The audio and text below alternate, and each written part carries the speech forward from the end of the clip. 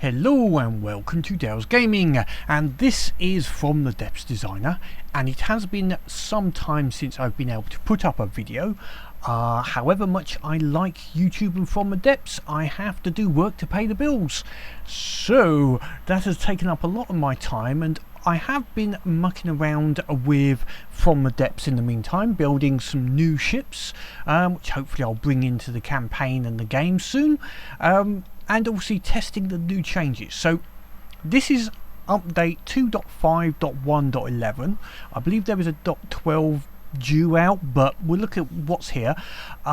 There's also, this incorporates a couple of other changes. I missed a previous update to do a video about, but in the meantime I've been able to play with some of the main changes in this particular builds, which has been the APS and a few other shield changes which I would like to go through, which I think are interesting, plus a few recent changes which are fun.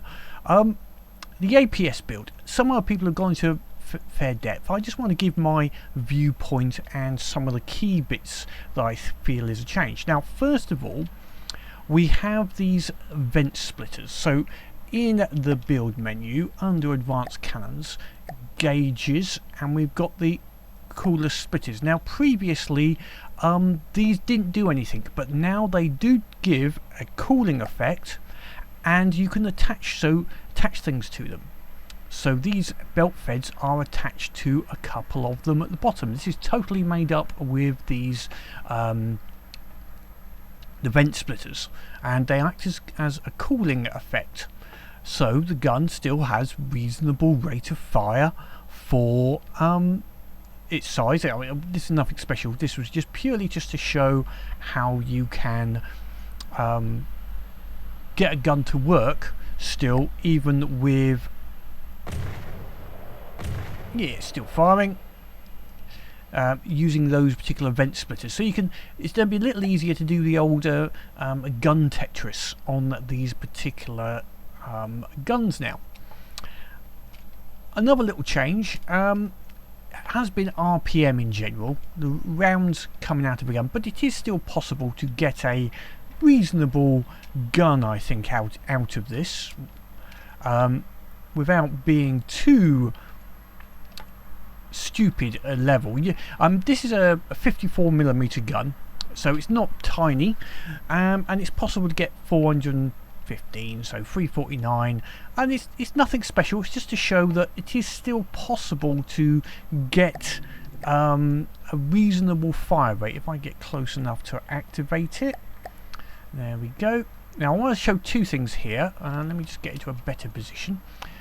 First of all, yes, this fires reasonable rate. Now, one thing to be aware of is the inaccuracy, and this is how the recoil absorbers affect the gun. So if we look at the inaccuracy is 0.25, as if I can fire the gun again, you can see as the recoil gets to a certain point, my inaccuracy is increasing because the recoil absorbers can't keep up with it. So my inaccuracy is based partially, at least, on the recoil absorbers. If I put a couple more in, so we try to match up, we need to go a little bit more. Let's put two more in. Is that enough? And is it still enough fire? Allow me fire. Let's see. So now that it's firing, the recoil absorption is enough. It never goes low enough to lose the inaccuracy of 0.25. So the main part of this is recoil absorbers have become more important on all the guns to stop the inaccuracy of the guns. But yeah, you can still get this is not a total zip gun. I think if I reduce the gauge down a little bit, you could get it smaller, but I find 54mm is quite a good size. You can still get good damage out of a 54mm at that sort of fire rate. Then, I wouldn't say finally, but also we now have the big guns. One other effect really has been a rate of fire. So this is a 8 meter shell, 500mm gun, 8 meters. Now I've only got two loaders and racks here just to show the effect. On here we're down to 1.3 rounds per minute, and the cooling limit with 16 coolers is 7, so you'd need a few more of these racks to get, but even then that's still only 7 rounds per minute. To be honest, 1.3 is about pre-World War One. You know, reality is these sort of size guns were only firing about every 30-40 seconds anyway. I haven't tried firing this one. Let's just see what see if I can fire this one out on something, see what it does, because I've not tried it.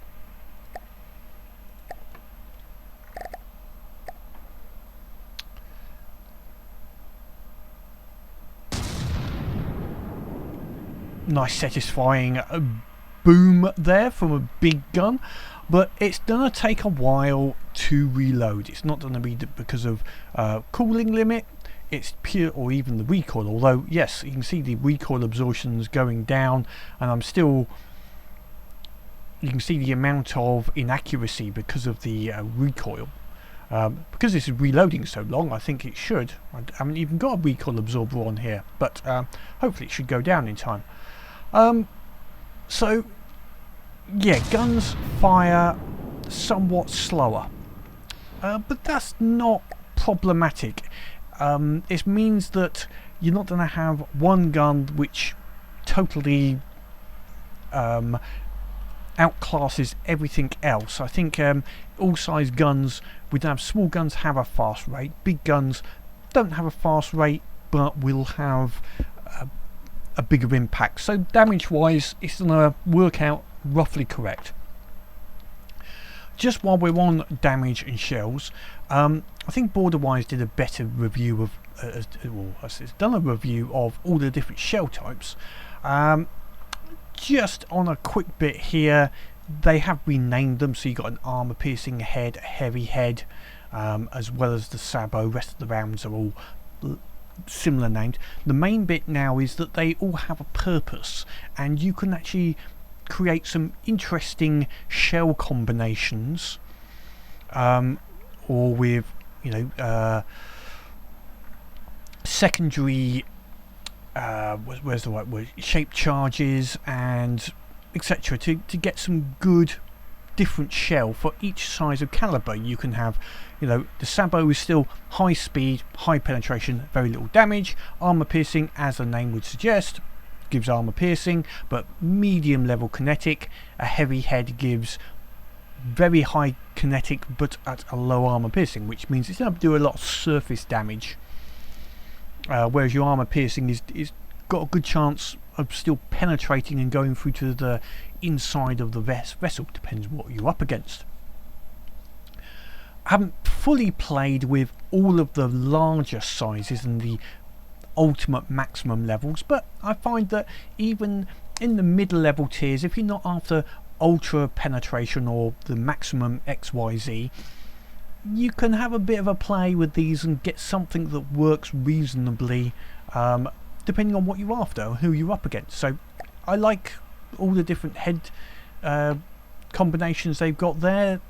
It gives you plenty to play with and design, and work something out for what you might want to fight against and who you're up against.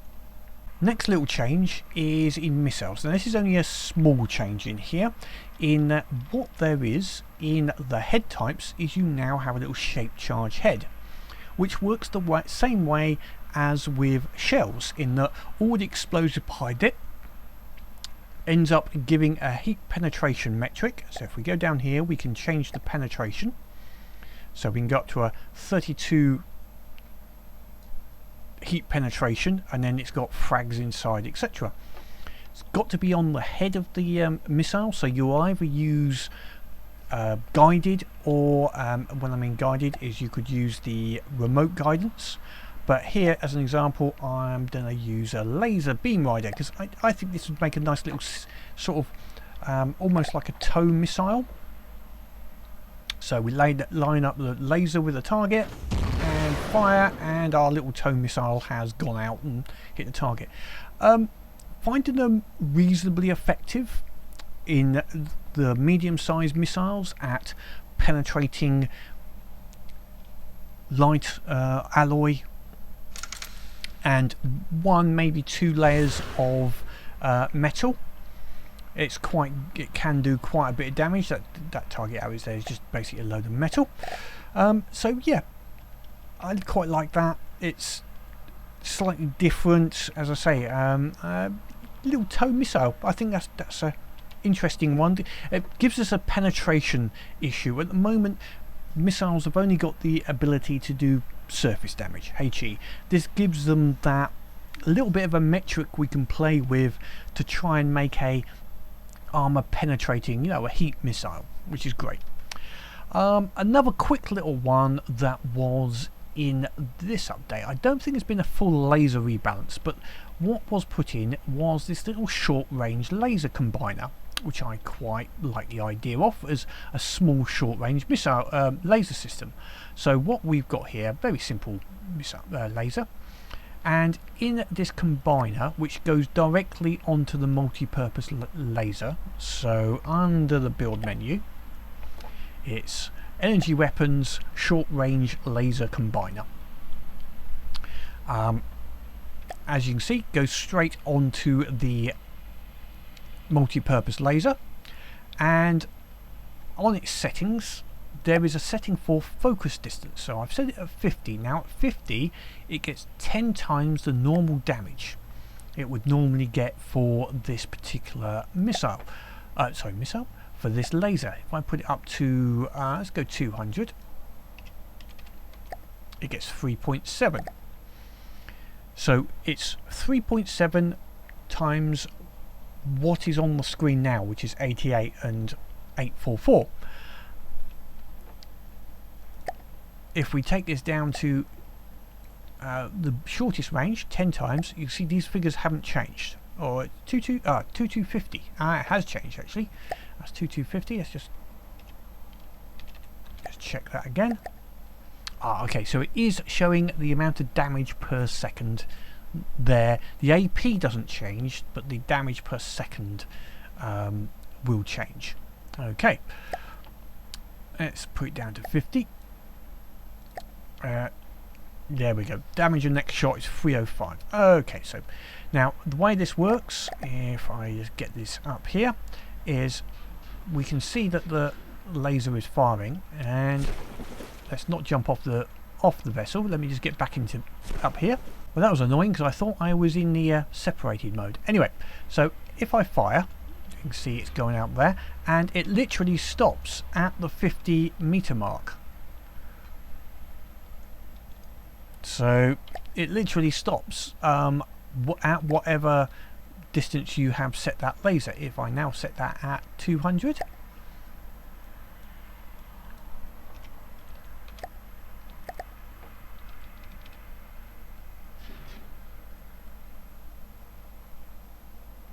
we have stopped at the 200 mark now. If I get it to fire again, so, yep, that's the end of the laser, and we're about 200 meters away. So handy little one. What would be nice next, I suppose, is some way to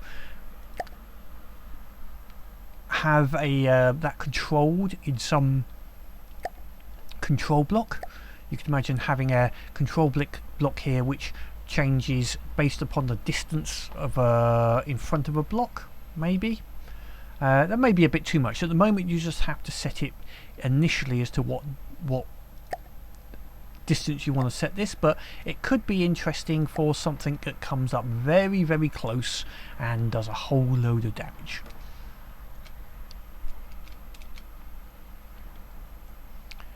Next little addition is on the Steam side, and I'm still waiting for a good Steam rebalance of resource usage, frankly, but what has been added in the meantime, under Steam engines, under piping, under the gearboxes, you have this shaft drill head and drill head extension, and it works similar to a the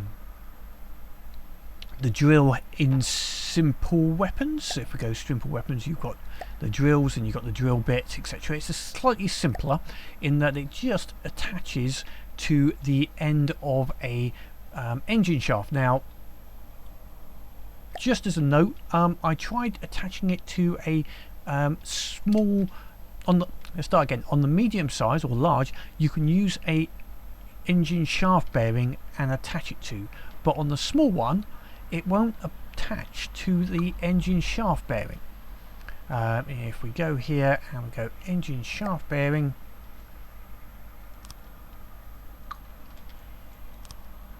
and we try to get a drill, it will not. You can see it's not going to attach to that, does not want to attach, but will attach to a engine shaft.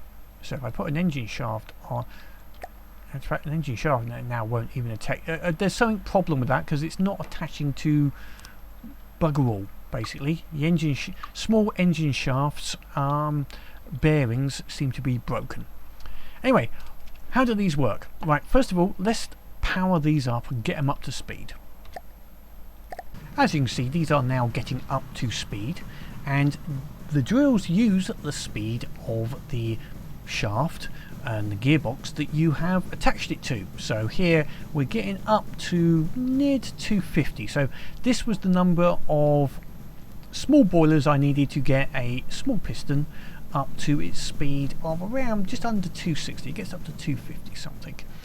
And for the large, it actually gets up to a speed near the 300 mark. And that needed, what's that, 6 boilers.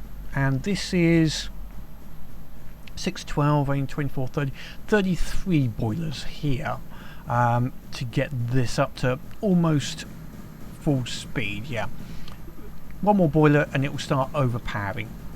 Difference is this is going to do this has got an engine power of 10,000, and the power is going to directly reflect on the damage you do.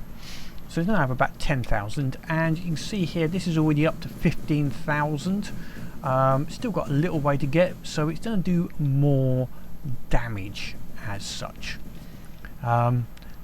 These are interesting. Still, they've got limitations to their usage, but they can be fun. One other little extra addition to piping is the steam jet, which I can't show you here, but basically the steam jet basically uses steam to power your thrusters, just like you would on a aircraft. And I have got a little ship which I can show you to. Let me just go over to my little ship. So here we are on a little steamboat I have created. So first of all, what we're going to have to do is power it up, because without steam this isn't going to do anything. And basically I have created some steam jets at the rear to do pitch, roll, yaw, etc. And it's going to just happily, once the steam builds up, you can see it's starting to having an effect. So you do have to wait for the steam to build. So to build the steam quicker, you could use the small boiler chambers. At the moment I've used these large ones, and it's just, yeah, it's starting to get up because the steam power's getting up. And also I have put some drills on here. So we're going to let them get up to speed. So as the power of these boilers continues to build up, so what are we up to? Are we still increasing? We're still increasing the boiler pressure. And actually at the moment, because I'm having to use some pistons to drive these drill heads, that's limiting my boiler capacity. To be honest, there's going to be a limit as to where it goes to. But yeah, this is flying. This is totally controlled using steam jets. So what sort of damage can it do? Let's have a look at something. Let's send in, say, a marauder. We'll turn off the damage. Let's see what it does. This is my little ram boat. It is set to ram. we shall see now what sort of damage it can do. We are going in, heading in for the ram. It's set up at a nice sort of distance, height, keep it just above sea level. Lots of items here to cause damage, certainly against wood here. We will go in and yeah, it sort of slowed up a little bit near the end. Just caught the water, but yeah, it's making its way through the ship. No stopping. It's trying to make its way through, which is that's AI dead already. Yeah, okay. And because that was so much fun, let's try something else. How about a little wanderlust? I'll turn the engines off, just see what damage you can do against a nice bit of solid wood like the wanderlust. Oh, yeah, it's drilling through that quite happily. There's a fair bit of damage being done. With a little bit more force, I think that would quite happily go through the ship.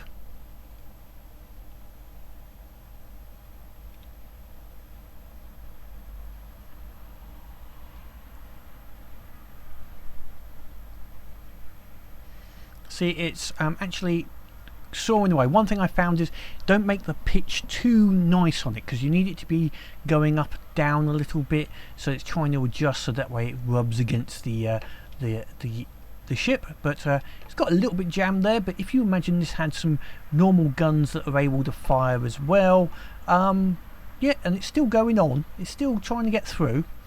The problem with this particular design would be if anything on the steam piping gets damaged, then it stops, basically.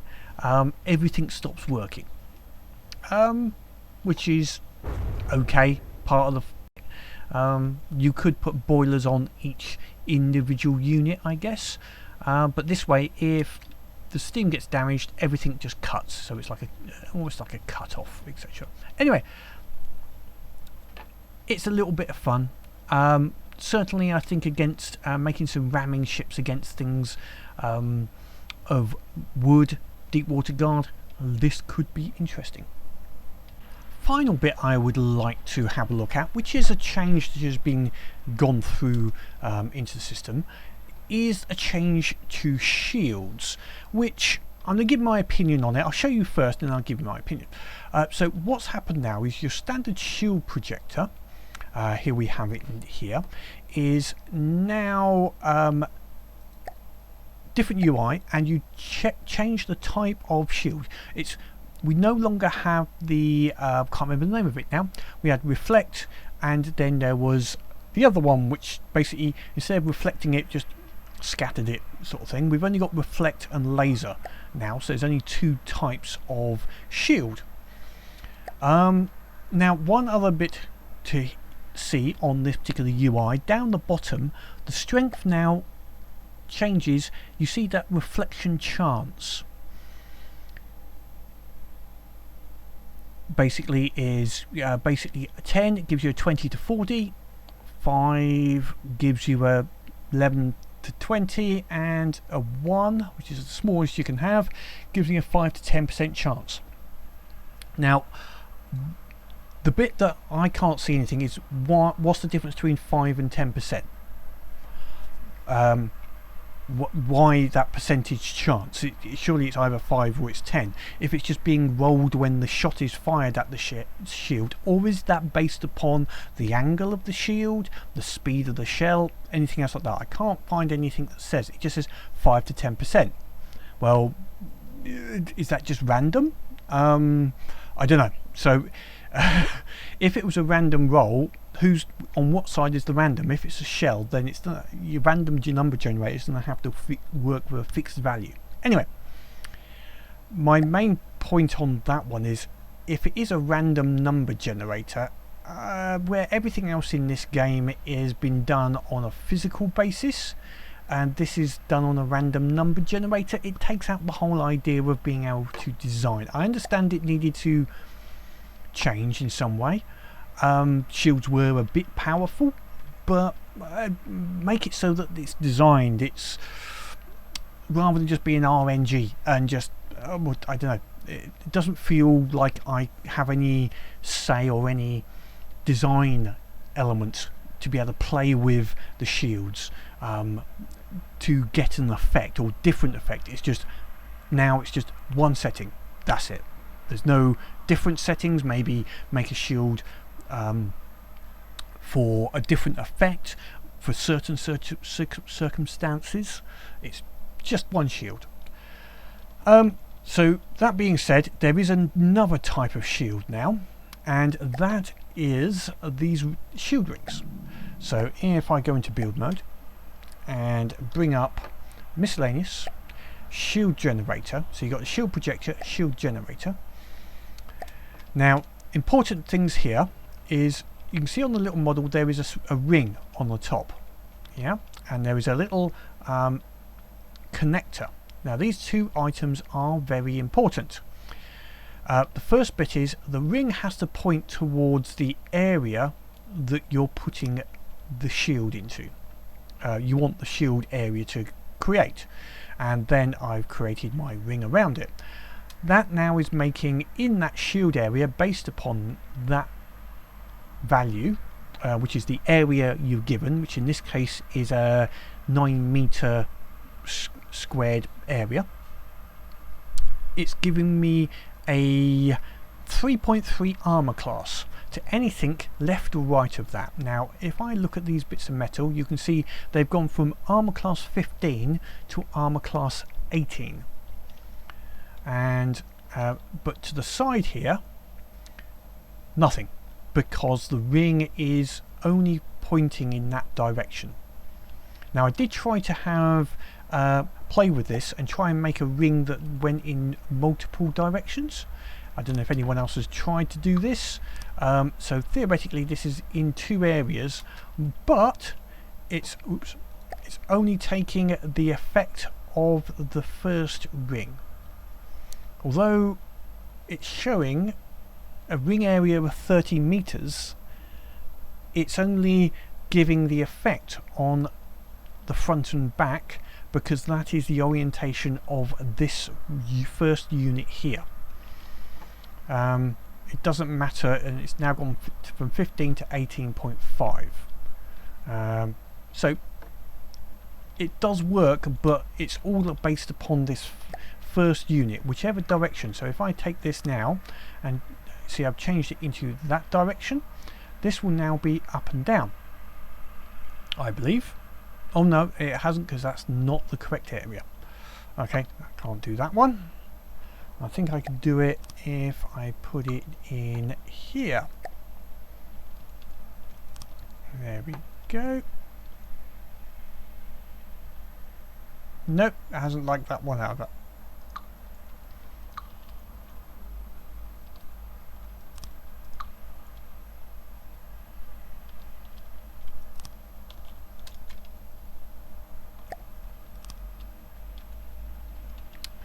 So putting it into the side, although it's the same ring, putting that into the side pointing into this particular plane means that this is now providing 3.4 to the forward and back. So this one here now is getting the boost. Getting back to the original ring, so we've just got this single ring here, which is giving for 450 power, it's producing a 3.3 armor class benefit, which is the same power as that 10 by 10 shield. The difference is that this ring doesn't just affect this arm over here, it protects every single block which is on this side, and also the other side of the vehicle. So that has created a 3 armor class basic. You could think of 3 armor classes, what? That's equivalent to having a piece of wood, a wooden beam, at least for the armor class value, against every single side. What if I wanted to really increase it? Well, you can either create one big ring or you can create multiple rings. So let me just build a couple of rings. So now we have 4 rings, each taking 450 power, total ring area of 96 meters, and that is giving me an armor class bonus of 4.9. So yeah, it hasn't obviously quadrupled the armor I was getting before, which was 3.5, I think 3.3. It's only added a certain amount. That's now the equivalent of having where are we? I'm trying to find something which is equivalent to that, but 4.9 armor class. Again, the difference is that's a lot of power though, but it is covering everything on both sides of the vessel. If I try to do that with this shield, I would need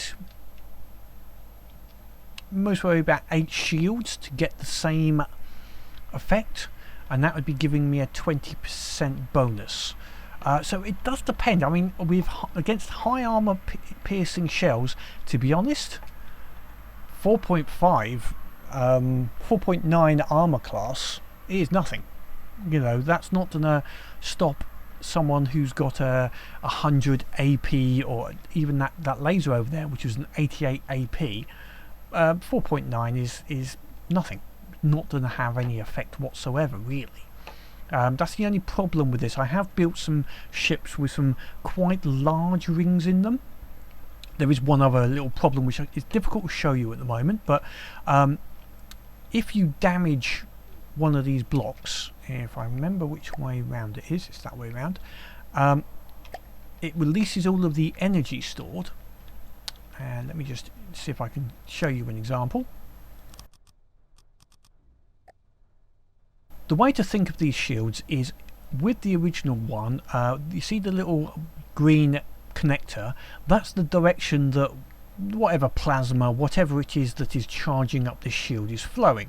So in this case it's flowing anti-clockwise, and if any block is disconnected in that ring, a jet of power, and at this moment it's 2.8 million yep, of energy is going to go off in that direction. So let me see if I can get into my avatar, and unfortunately just at this moment the machine gun's not working. But what I have to do is, if I go into build and back,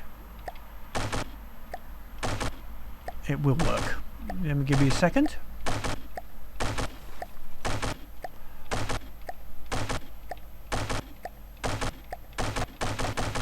So you can see the energy there came out and quite happily destroyed block of metal.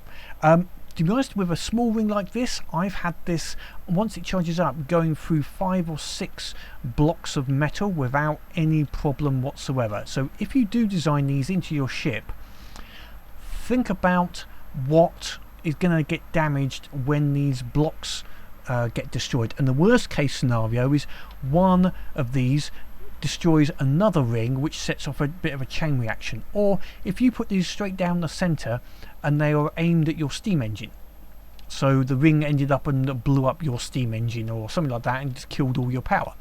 So you have to think about where the rings are and the direction they're going. So in this case, if these ones got damaged, they're going to go into the sea, fine. I wouldn't want to put them pointing at your let's put it this way, you don't want them anything pointing at your ammo storage.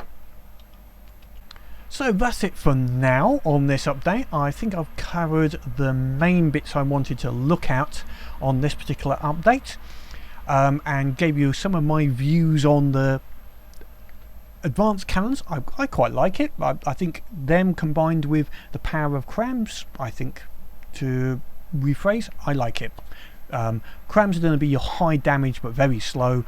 APS is going to be less damage but a bit faster but more adaptable with different shell types, etc. I like that. The new Steam, I think that's going to be good fun to play with. I don't see it as actually that useful in the current campaign level, at least, primarily because of the until they do a balance on the resource usage for Steam. That amount of resource usage just to power that, I don't see that as good in the campaign, but good to play with outside of the campaign. And finally, the shields. I'm mixed view on them personally. I don't like the fact that the old shield, I understand the idea of having it as a RNG, just roll it and just see 10%. I don't mind that, the idea, but having it so that there is no effect on angle, speed of shell, I've got no variance on it. Yeah, it does reduce the effect of shield, so basically everything is now going to be big armoured ships. What this will do is it will kill off small ships. Small ships will not survive because the shields it's got no way of shielding. It's not effective. The ring shields, I like them. On a big ship you can have a shield that affects the whole of a really large ship, so yeah, I can understand it. The amount though that it is doing to the armor class, that with the armor class potential of especially like lasers, because the problem is this won't really help lasers with 88 armor piercing. You'd have to have these shields with laser scatter, but you can't have those both types on at the same time, whereas that power on there is useless against a high AP laser. So yeah, I'm mixed on the shields. They need a little bit of reworking. What is your view on the current updates? Do you like the APS? Have you played with the shields? Found them okay? Is there something I'm missing on the shield effect? Maybe there's an extra benefit I haven't quite looked at yet. Let me know in the comments below. I miss things, as always.